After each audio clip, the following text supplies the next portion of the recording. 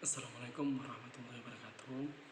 Ya, perkenalkan nama saya Bayu Sigi, NIM 155. Saya mahasiswa dari Teknik Mesin Istanbul 2019. Kali ini kita akan membahas suatu materi dari bab 9. Nah, dari pelajaran manajemen teknik tentang peramalan. Oke.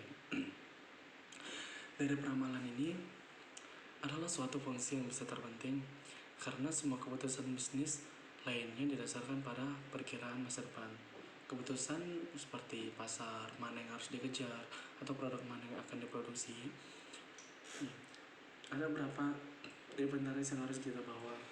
Ada beberapa banyak orang yang harus dikerjakan dalam semuanya. Memerlukan perkiraan yang buruk menghasilkan keputusan bisnis yang salah dan membuat perusahaan tidak siap untuk memenuhi tuntutan pada masa depan. Konsekuensinya bisa sangat mahal dalam kehilangan penjualan, bahkan bisa memaksa perusahaan untuk keluar dari bisnis. Seperti itu.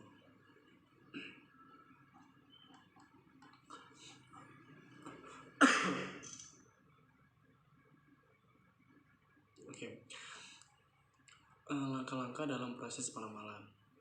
Terlepas dari metode peramalan, apa yang digunakan dalam beberapa langkah dasar yang harus diikuti saat pembuatan peramalan. Itu itu ada beberapa keputusan yang akan kita bahas. Yang pertama adalah putuskan apa yang akan diramalkan. Ingat bahwa perkiraan dibuat untuk merencanakan masa depan.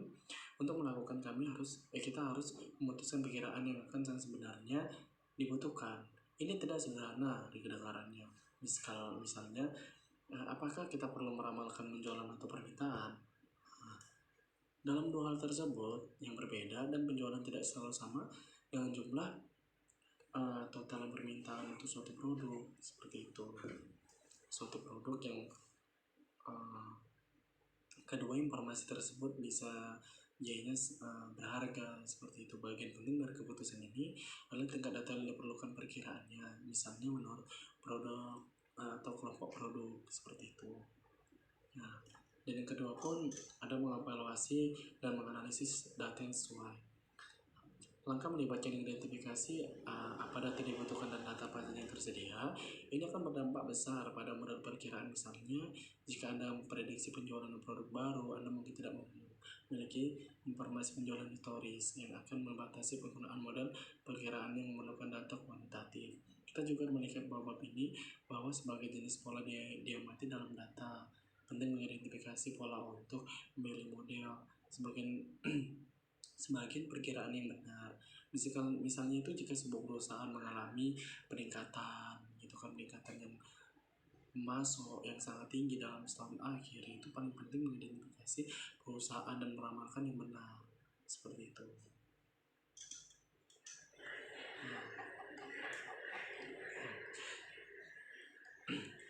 Contoh dari metode kualitatif ini, contoh dari metodenya ialah yang pertama itu judge dari eksekutif ya. Itu judge dari eksekutif.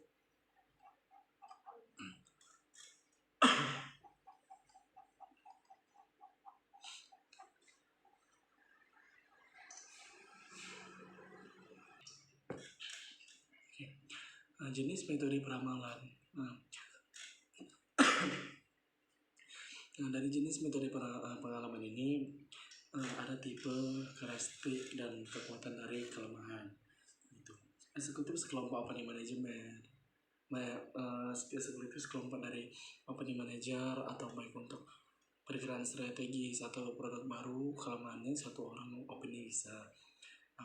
Karakteristiknya itu bertemu dengan penghasilan. Kekuatan itu tahu baikkan perkiraan strategis, itu mendominasi dalam pasar, menggunakan survei dan penelitian wawancara untuk mengidentifikasi penentu yang baik dari preferensi pelanggan. Pelanggan itu sulit untuk mengembangkan kondisioner yang baik.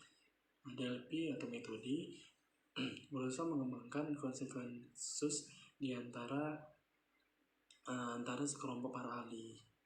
Sangat baik untuk peramalan produk jangka panjang, permintaan teknologi yang perubahan dari teknologi dan ilmiah rayuan.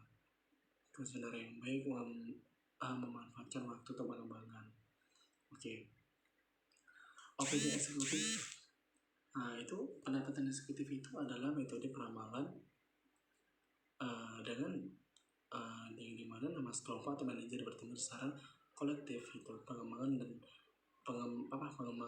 peramalan itu, metode ini sering digunakan untuk peramalan secara strategis atau peramalannya dimana keberhasilan suatu produk atau jasa baru terkadang kita dapat gunakan untuk mengubah perkiraan. Ada perhitungan peristiwa yang tidak biasa atau seperti siklus bisnis yang tidak bisa dipersaingkan yang tidak terduga. Meskipun manajer dapat memperbaiki pemahaman yang baik tentang ramalan, metode ini memiliki sejumlah kelemahan. Seringkali pendapat satu orang dapat mendominasi ramalan jika seorang tersebut memiliki kekuatan lebih dari anggota sekelompok lainnya, atau sangat mendominasi perkiraan saat-saat Anda menjadi bagian dari kelompok atau suatu kursus untuk pekerjaan kita sendiri. Mungkin kemungkinannya adalah kita mengalami situs yang dimana pandangan seorang mendominasi. Seperti itu. Dari riset pasar, ini adalah merupakan pendekatan yang menggunakan survei dan wawancara menentukan kesukaan atau ketidaksukaan dan preferensi dan pelanggaran serta untuk mengidentifikasi ide-ide produk baru. Itu biasanya perusahaan-perusahaan menyewa firma atau pemasaran luar seperti itu untuk melakukan studi riset rilis pasar. Ada kemungkinan besar kita akan menjadi peserta dalam studi semacam itu jika seorang menelpon kita dan bertanya tentang referensi produk kita seperti itu. Dan riset pasar itu pun bisa menentukan baik dari referensi pelanggan, namun memiliki sejumlah kekurangan. Salah satunya memiliki umum berkaitan dengan bagaimana pertanyaan survei yang dirancang seperti itu. Metode Dolby ini adalah merupakan metode peramalan di mana tujuannya adalah untuk mencapai konsensus yang dimana sekelompok ahli dengan tetap menjaga kelemahan mereka. Penelitian ini mengumpulkan para ahli di bidang yang dipilih. Para ahli ini tidak harus berada di fasilitas yang sama atau bahkan di negara yang sama. Mereka tidak tahu siapa finalisnya. Itu proses melibatkan pengiriman kuesioner kepada penulis atau kemungkinan meringkas temuan yang dikirimkan oleh konselor terbaru gitu kan, yang menggunakan temuan. Dari proses ini berlanjutan hingga tercapai konsensus gitu. Dan ide baik pada metode Dolby ini adalah bahwa para ahli di bidang terlalu mungkin untuk menyetujui hal-hal tertentu, tetapi pada mereka sepakati untuk mungkin hal yang terjadi saat ini seperti itu. Metode kuantitatif. Metode kuantitatif berbeda dengan metode kualitatif karena didasarkan dengan pada matematika gitu. Metode ini kuantitatif ini juga dapat dibagi menjadi dua kategori seperti itu, model deret waktu atau model kusal. Meskipun keduanya bersifat matematis, kedua kategori tersebut berbeda dalam asumsi yang dengan cara perkiraannya dibuat. Pada bagian ini kita akan mempelajari beberapa model kuantitatif yang umum yang dirangkum dalam tabel tersebut. Model deret waktu diasumsikan bahwa semua informasi itu tidak perlu dihasilkan dengan perkiraannya deret atau waktu data. Sebuah deret waktu adalah serangkaian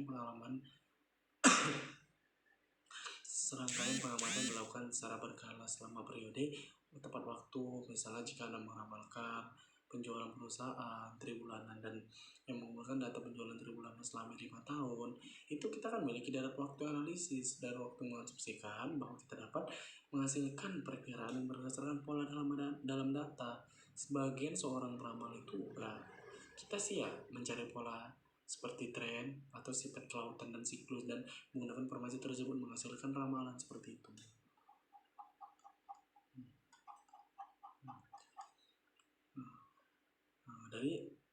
Dalam mode seri waktu, ingatlah bahwa analisis dari waktu mengasumsikan bahwa semua informasi yang kita butuhkan itu menghasilkan perkiraan yang dalam deretnya itu data gitu. Peramalan mencari pola dalam data itu mencoba mendapatkan perkiraan dengan menyaksikan para ke masa depan seperti itu. Dengan cara termudah mengidentifikasi pola dengan mengupload data dan memeriksa grafik yang dihasilkan. Jika kita melakukan itu, apa yang kita bisa mati? Okay? Ada 4 pola dasar. Gitu. Salah satunya pola ini akan dikombinasi dengan dapat dalam deret waktu seperti itu. Yang pertama itu ada level, ya, ada level atau horizontal. Itu adalah sebuah level atau pola horizontal. Ada saat ini yang bernilai data berfluktuasi di sekitar mean konstan gitu. Ini adalah pola yang paling sederhana, yang paling mudah untuk diprediksi.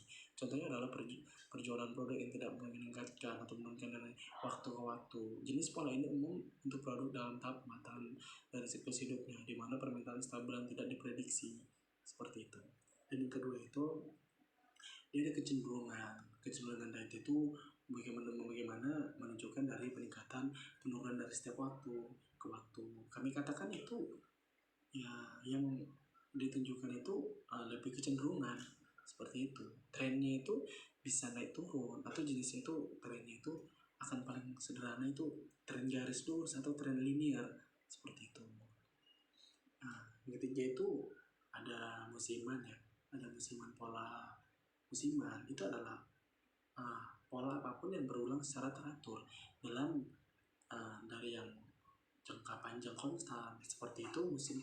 Dan ketika variabel yang kita mencoba ramalan pola adalah faktor-faktor musiman seperti kuartal dan bulan dalam bulanan, setahun, atau harian semingguan gitu. Contohnya itu dalam operasi retail dalam penjualan tinggi selama November atau Desember, atau ya restoran dalam penjualan puncak dalam pada hari Jumat atau Sabtu seperti itu.